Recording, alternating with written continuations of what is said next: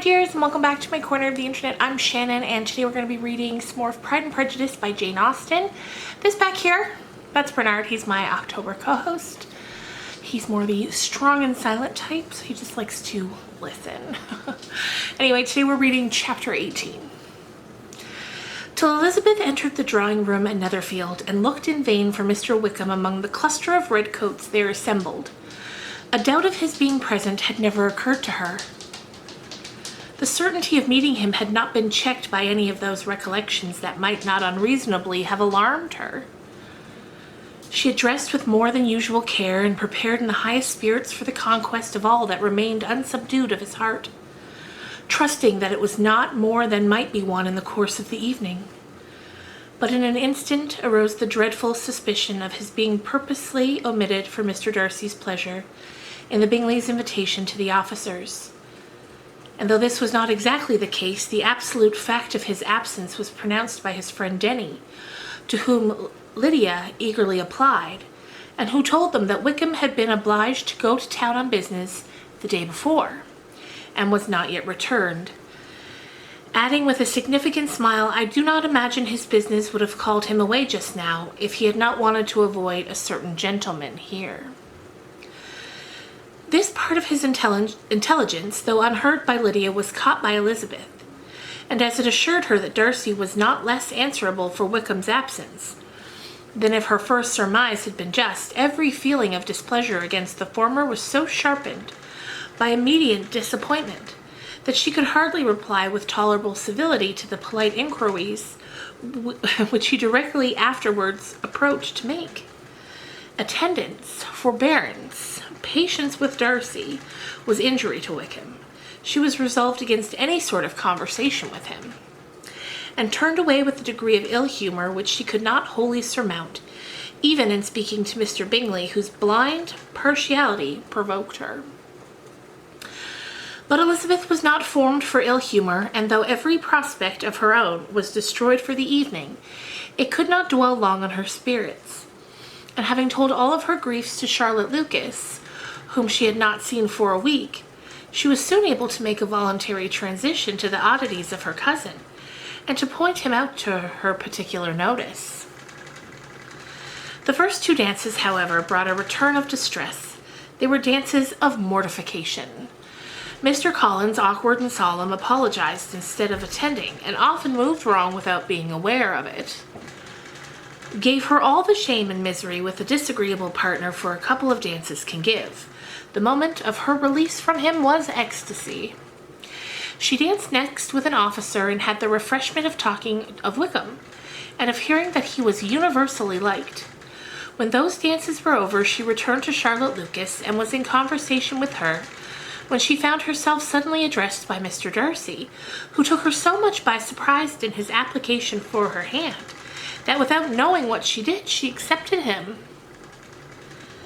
He walked away again immediately, and she was left to fret over her own want of presence of mind. Charlotte tried to console her. "I dare say you will find him very agreeable." "Heaven forbid! That would be the greatest misfortune of all. To find a man agreeable whom one is determined to hate. Do not wish me such an evil." When the dancing recommenced, however, and Darcy approached to claim her hand, Charlotte could not help cautioning her in a whisper not to be a simpleton and allow her fancy for Wickham to make her appear unpleasant in the eyes of a man 10 times his consequence.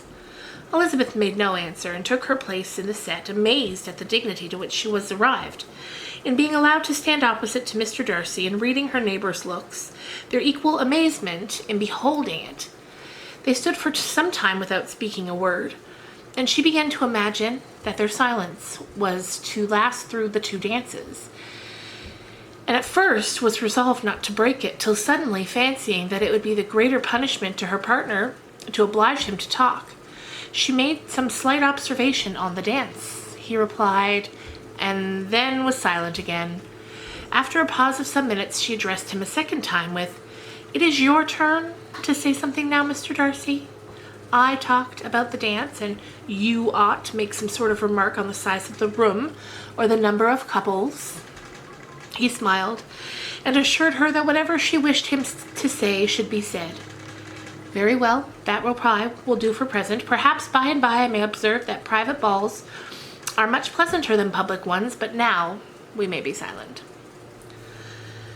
Do you talk by rule, then, while you're dancing? Sometimes. One must speak a little, you know. It would look odd to be entirely silent for half of an hour together. And yet, for the advantage of some, conversation ought to be arranged as that they may have the trouble of saying as little as possible.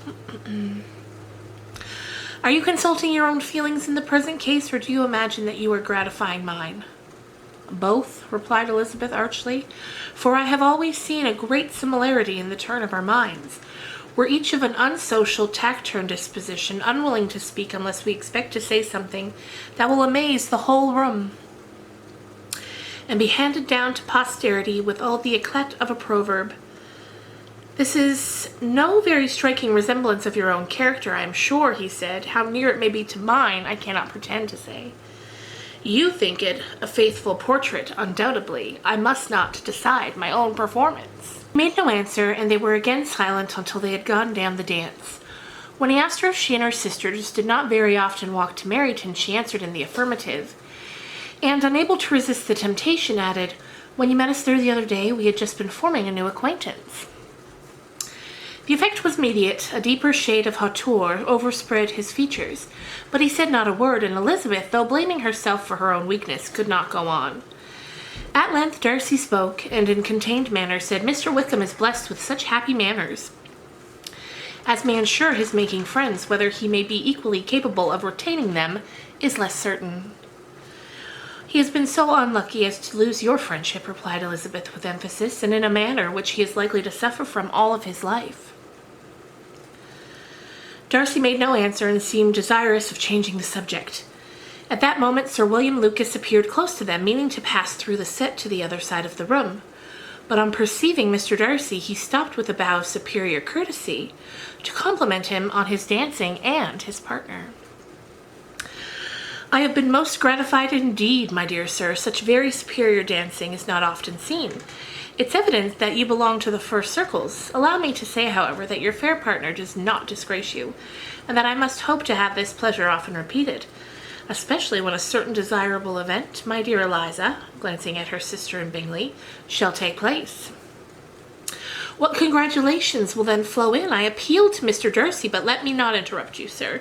You will not thank me for detaining you from the bewitching converse of that young lady, whose bright eyes are also upbraiding me." The latter part of this address was scarcely heard by Darcy, but Sir William's allusion to his friend seemed to strike him forcibly, and his eyes were directed with a very serious expression towards Bingley and Jane, who were dancing together. Recovering himself, however, shortly he turned to his partner and said, "Sir William's interruption has made me forget what we were talking of." "I don't think we were speaking at all." Sir William could not have interrupted two people in the room who had less to say for themselves. "We have tried 2 or 3 subjects already without success, and what we do talk of next I cannot imagine." "What think you of books?" he said, smiling. "Books? Oh, no, I'm sure we never read the same, and not with the same feelings." "Oh, I'm very sorry you think so, but if that be the case, there can at least be no want of subject. We may compare our different opinions." "No, I cannot talk of books in a ballroom. My head is always full of something else." "The present always occupies you in such scenes, does it?" said he, with a look of doubt. "Yes, always," she replied, without knowing what she said, for her thoughts had wandered far from the subject, and soon afterwards appeared by her suddenly exclaiming, "I remember hearing you once say, Mr. Darcy, that you hardly ever forgive, that your resentment, once created, was unappeasable. You're very cautious, I suppose, as to its being created." "I am," he said in a firm voice. "And you never allow yourself to be blinded by prejudice?" "I hope not." "It is particularly incumbent on those who never change their opinion to be secure of judging properly at first. May I ask to what these questions tend?" "Merely to the illustration of your character," she said, endeavoring to shake off her gravity. "I'm trying to make it out." "And what is your success?" "Merely to the illustration of your character," said she, endeavoring to shake off her gravity. "I was trying to make it out," Sorry repeated. "And what is your success?" She shook her head. I do not get on at all. I hear such different accounts of you as puzzle me exceedingly. I can readily believe, answered he gravely, that reports may vary greatly with respect to me, and I should wish, Miss Bennet, that you were not to sketch my character at the present moment, as there is reason to fear that the performance would reflect no credit to either. But if I do take your likeness now, I may never have another opportunity. I would by no means suspend any pleasure of yours, he coldly replied. She said no more, and they went down the other dance and parted in silence, and on each side dissatisfied, though not to an equal degree, for in Darcy's breast there was a tolerably powerful feeling towards her, which soon procured her pardon and directed all of his anger against another. They had not long separated when Miss Bingley came towards her and with an expression of civil disdain accosted her. So, Miss Liza, I hear you are quite delighted with George Wickham. Your sister has been talking to me about him, and asking me 1,000 questions, and I find that the young man quite forgot to tell you, among his other communication, that he was the son of old Wickham, the late Mr. Darcy's steward. Let me recommend you, however, as a friend, not to give implicit confidence to all of his assertions. For as to Mr. Darcy's using him ill, it is perfectly false, for on the contrary, he has always been remarkably kind to him, though George Wickham has treated Mr. Darcy in a most infamous manner.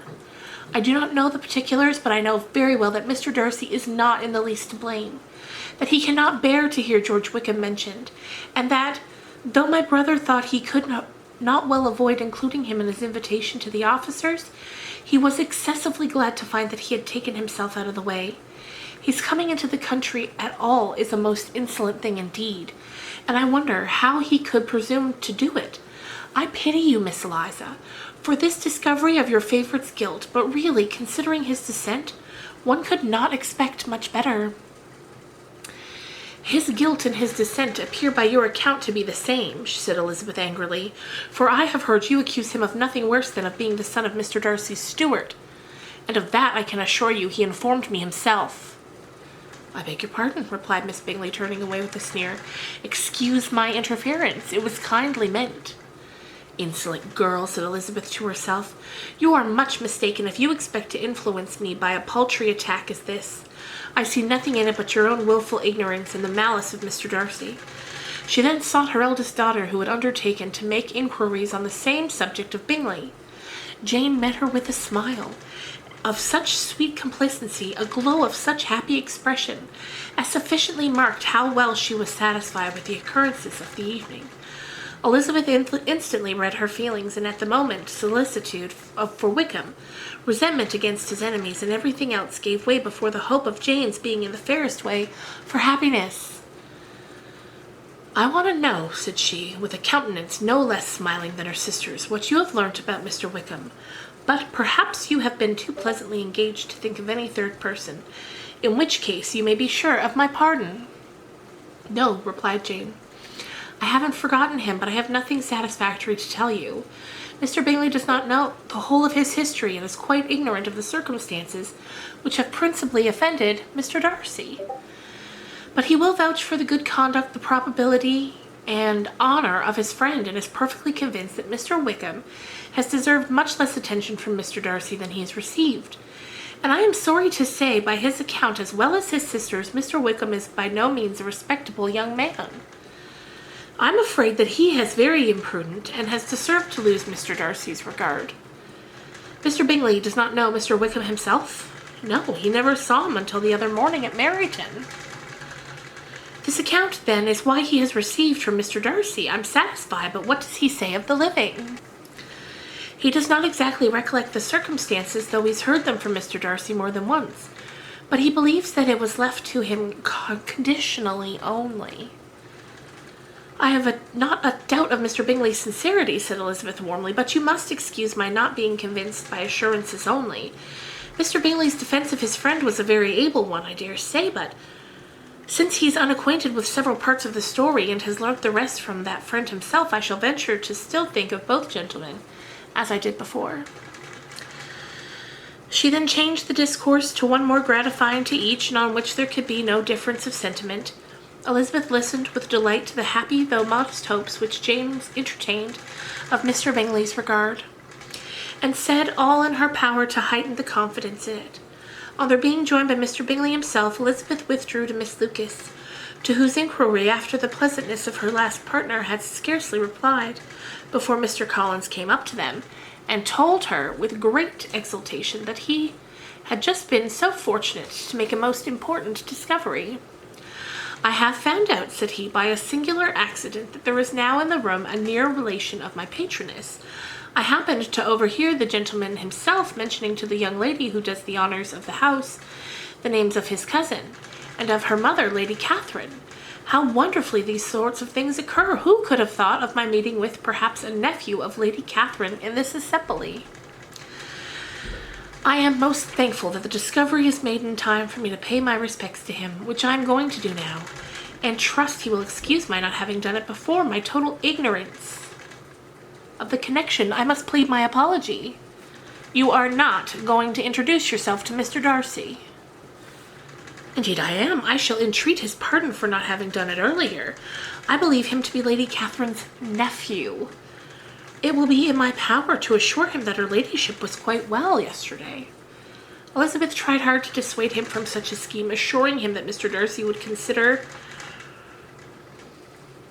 his addressing him without introduction as an impertinent freedom rather than a compliment to his aunt, that it was not in the least necessary that should be any notice on either side, and that if it were, it must belong to Mr. Darcy, the superior in consequence, to begin the acquaintance.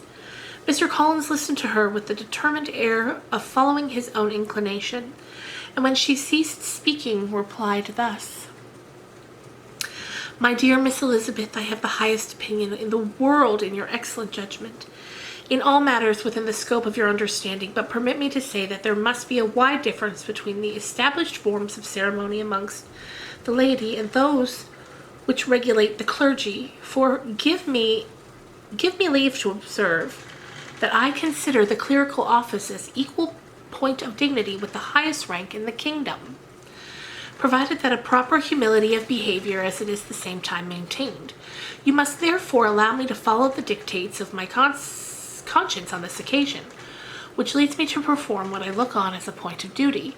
Pardon me for neglecting to profit by your advice, which on every other subject shall be my constant guide, though in the case before us I consider myself more fitted by education and habitual study to decide on what is right than a young lady like yourself." With a low bow he left her to attack Mr. Darcy, whose reception of his advances she eagerly watched, and whose astonishment at being so addressed was very evident.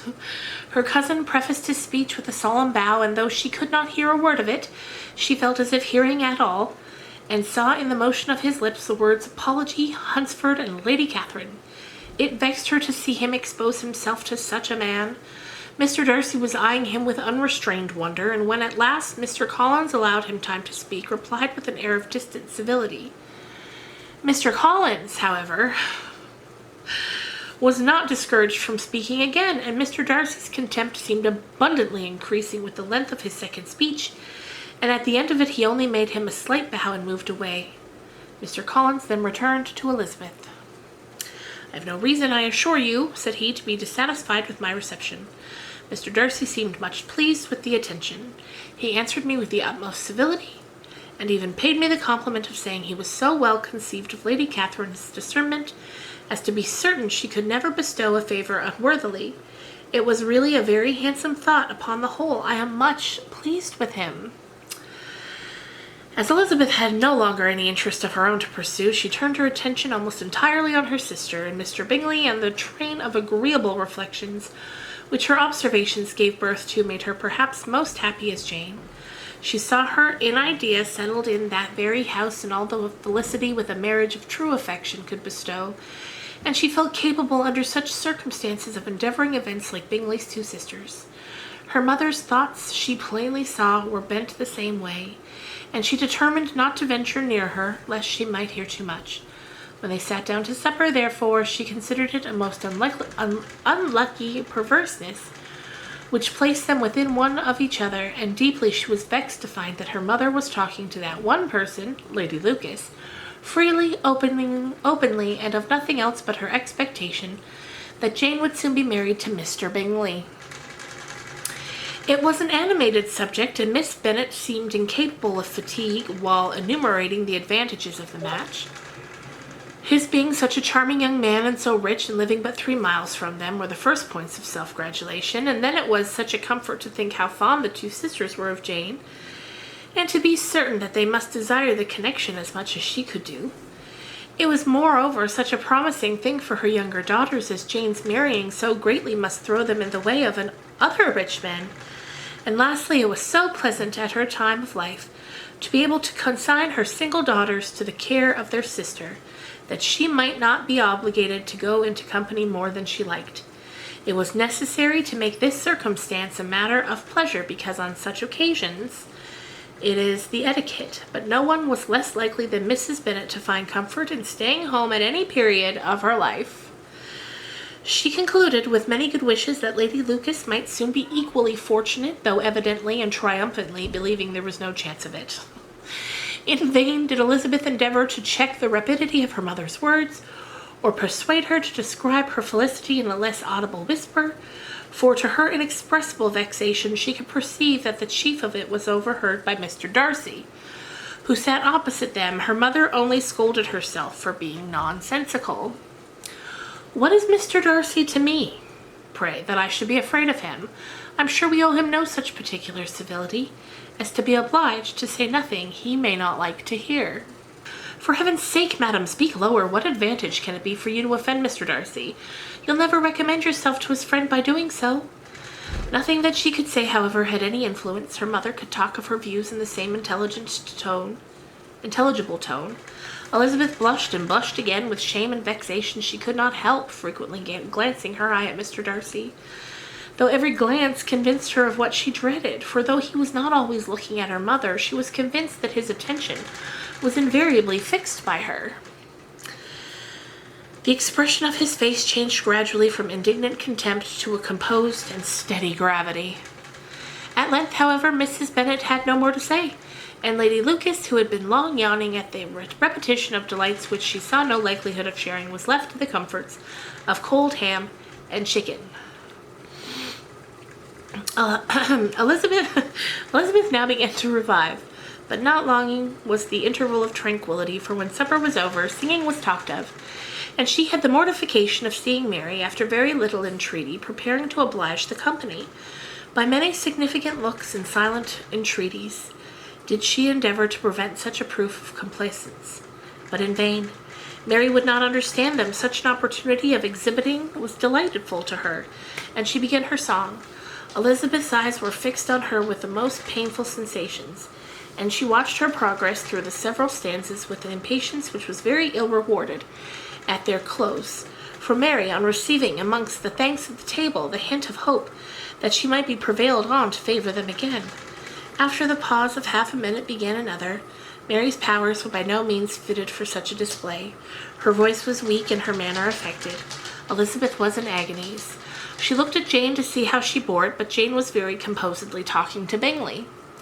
She looked at his 2 sisters and saw them taking signs of derision at each other, and at Mr. Darcy, who continued, however, imperturbably grave. She looked at her father to entreat his interference, lest Mary should be singing all night. He took the hint, and when Mary had finished her second song, said aloud, "That will do extremely well, child. You have delighted us long enough. Let the other young ladies have time to exhibit."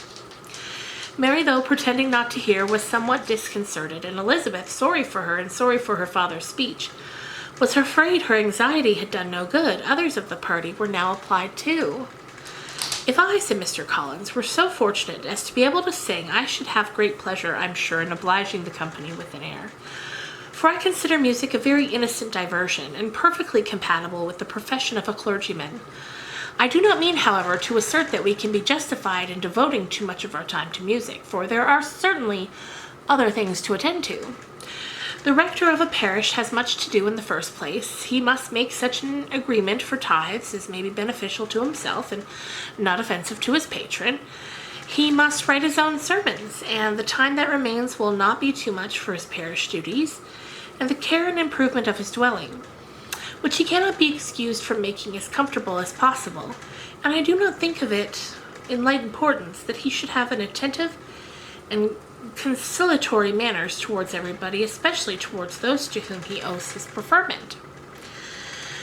I cannot acquit him of that duty, nor could I think well of a man who should omit an occasion of testifying his respect towards anybody connected with the family. And with a bow to Mr. Darcy, he concluded his speech, which had been spoken out loud so as to be heard by half the room. Many stared, many smiled, but no one looked more amused than Mr. Bennet himself, while his wife seriously commended Mr. Collins for having spoken so sensibly, and observed in half-whisper to Lady Lucas that he was a remarkably clever, good kind of young man. To Elizabeth it appeared that, had her family made an agreement to expose themselves as much as they could during the evening, it would have been impossible for them to play their parts with more spirits or finer success. And happy did she think it for Bingley and her sister that some of the exhibition had escaped his notice, and that his feelings were not of a sort to be distressed by the folly which he must have witnessed. The rest of the evening brought her little amusement. She was teased by Mr. Collins, who continued most perseveringly by her side, and though he could not prevail on her to dance with him again, put it out of her power to dance with others. In vain she did entreat him to stand up with somebody else and offer to introduce him to any young lady in the room. He assured her that, as to dancing, he was perfectly indifferent to it, and that his chief object was, by delicate attentions, to recommend himself to her, that he should therefore make a point of remaining close to her the whole evening. There was no arguing upon such a project. She owed her greatest relief to her friend Miss Lucas, who often joined them and good-naturedly engaged Mr. Collins in conversation by herself. She was at least free from the offence of Mr. Darcy's further notice, though often standing within a very short distance of her, quite disengaged, he never came near enough to speak. She felt it to be the probable consequence of her allusions to Mr. Wickham, and rejoiced in it. The Longbourn party were the last of the company to depart, and by a manoeuvre of Miss Bennet, had to wait for their carriage a quarter of an hour after everybody else was gone, which gave them time to see how heartily they were wished away by some of the family. When at length they arose to take leave, Mrs. Bennet was most pressingly civil in her hope of seeing the whole family soon at Longbourn, and addressed herself especially to Mr. Bingley to assure him of how happy he would make them by eating a family dinner with them at any time. Mrs. Bennet was perfectly satisfied, and quitted the house under the delightful persuasion that, allowing for the necessary preparations of settlements, new carriages, and wedding clothes, she should undoubtedly see her daughter settled at Netherfield in the course of 3 or 4 months. Of having another daughter married to Mr. Collins she thought with equal certainty, and with considerable though not equal pleasure. Elizabeth was the least dear to her of all her children, and though the man and the match were quite good enough for her, the worth of each was eclipsed by Mr. Bingley and Netherfield. Yikes. There you guys. That's chapter 18. I hope you enjoyed. I'm just going to read one chapter today because that was quite a long one, and yeah, it's a busy afternoon. So yeah, I hope you enjoyed. I hope you guys are having a great weekend, and that you have a great upcoming week. I'll see you guys tomorrow with another vlog. Bye.